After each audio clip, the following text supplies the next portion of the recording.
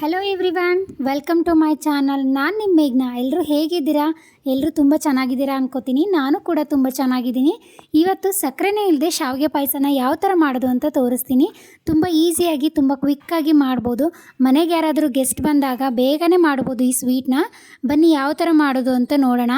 ಒಂದು ಪಾತ್ರೆಯಲ್ಲಿ 2-3 ಸ್ಪೂನ್ ತುಪ್ಪನ ಹಾಕಿಬಿಟ್ಟು ಡ್ರೈ ಫ್ರೂಟ್ಸ್ನ ಚೆನ್ನಾಗಿ ಹುರ್ಕೋಬೇಕು. ತುಪ್ಪದಲ್ಲಿ ಬಾದಾಮಿ, ದ್ರಾಕ್ಷಿ, ಗೋಡಂಬಿನ ತುಪ್ಪದಲ್ಲಿ ಚೆನ್ನಾಗಿ ಹುರ್ಕೋಬೇಕು. ದ್ರಾಕ್ಷಿನ ಅದು ಸ್ವಲ್ಪ ಬಬಲ್ಸ್ ಥರ ಬರಬೇಕು, ಅಲ್ಲಿವರೆಗೂ ಚೆನ್ನಾಗಿ ಹುರ್ಕೊಂಡ್ರೆ ಆಯಿತು. ಮತ್ತು ಸೀಸಬಾರ್ದು. ಅದನ್ನೆಲ್ಲ ಹುರ್ಕೊಂಡ್ಮೇಲೆ ಒಂದು ಬೌಲಲ್ಲಿ ತೆಗೆದಿಡಬೇಕು. ಅದೇ ಪಾತ್ರೆಯಲ್ಲಿ 1 ಸ್ಪೂನ್ ತುಪ್ಪನ ಹಾಕಿಬಿಟ್ಟು ಶಾವಿಗೆನ ಚೆನ್ನಾಗಿ ಹುರ್ಕೋಬೇಕು. ನಾನು ತುಪ್ಪ ಆವಾಗಲೇ ಜಾಸ್ತಿ ಹಾಕಿರೋದ್ರಿಂದ ಆಲ್ರೆಡಿ 1 ಸ್ಪೂನ್ ತುಪ್ಪ ಇದೆ. ಇದು 10 ರುಪೀಸ್ ಪ್ಯಾಕೆಟ್ ಶಾವಿಗೆ.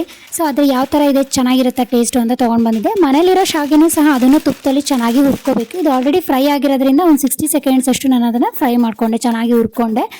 ಚೆನ್ನಾಗಿ ಹುರ್ಕೊಂಡ್ಮೇಲೆ ಅದಕ್ಕೆ 1 ಗ್ಲಾಸ್ ಅಷ್ಟು ನಾನು ಹಾಲನ್ನ ಹಾಕ್ತಾಯಿದ್ದೀನಿ. ಹಾಲು ಹಾಕ್ಬಿಟ್ಟು ಅದಕ್ಕೆ ಆರ್ಗ್ಯಾನಿಕ್ ಬೆಲ್ಲನ ಹಾಕ್ತಾಯಿದ್ದೀನಿ. ಸಕ್ಕರೆನ ಯೂಸ್ ಮಾಡ್ತಿಲ್ಲ. ಇವಾಗೆಲ್ಲ ಜಾಸ್ತಿ ಹೇಳ್ತಾರಲ್ವ, ಸಕ್ಕರೆನ ಜಾಸ್ತಿ ಯೂಸ್ ಮಾಡಬಾರ್ದು, ತುಂಬ ಡೇಂಜರ್ ಅಂತ. ಹಾಗಾಗಿ ಕಡಿಮೆನೇ ಯೂಸ್ ಮಾಡೋದು. ನಾನು ಯೂಸೇ ಮಾಡಲ್ಲ ಅಂತ ಹೇಳಲ್ಲ ಸಕ್ಕರೆನ. ಕಡಿಮೆ ಯೂಸ್ ಮಾಡ್ತೀನಿ.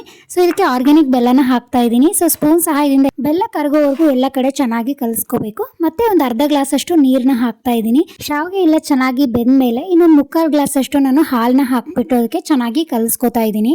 ಶಾವಿಗೆ ಎಲ್ಲ ಚೆನ್ನಾಗಿ ಬೆಂದಮೇಲೆ, ಕುದ್ಮೇಲೆ ತುಪ್ಪದಲ್ಲಿ ಹುರಿದಿರೋ ಅಂಥ ಡ್ರೈ ಫ್ರೂಟ್ಸ್ನ ಹಾಕ್ತಾ ಇದ್ದೀನಿ. ಎಲ್ಲ ಕಡೆ ಚೆನ್ನಾಗಿ ಹಾಕ್ಕೊಂಡ್ಬಿಟ್ಟು ಒಂದು ಸ್ವಲ್ಪ ಉಳಿಸ್ಕೊತಾ ಇದ್ದೀನಿ. ಲಾಸ್ಟಿಗೆ ಸರ್ವ್ ಮಾಡೋಕಾರ ಇನ್ನೊಂದು ಸ್ವಲ್ಪ ಹಾಕ್ಕೊಂಡು ತಿನ್ಬೋದು ಅಂತ.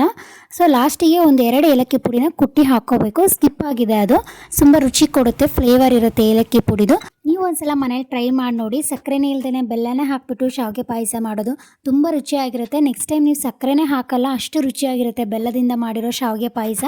ಎಲ್ಲ ಸರ್ವ್ ಪ್ಲೇಟಿಗೆ ಹಾಕ್ಕೊಂಡ್ಬಿಟ್ಟು ಲಾಸ್ಟಿಗೆ ಉಳಿಸ್ಕೊಂಡಿರೋಂಥ ಬಾದಾಮಿ, ದ್ರಾಕ್ಷಿನೇ 1-2 ಉಳಿಸ್ಕೊಂಡಿದೆ. ಸರ್ವ್ ಮಾಡೋ ಟೈಮಲ್ಲಿ ಹಾಕ್ಕೊಂಡ್ಬಿಟ್ಟು ತಿನ್ನೋಣ ಅಂತ. ತುಂಬ ಟೇಸ್ಟಿಯಾಗಿದೆ. ನಾನು ಟೇಸ್ಟ್ ಮಾಡಿ ನೋಡಿದ್ದೆಲ್ಲ, ಸಖತ್ ರುಚಿಯಾಗಿದೆ.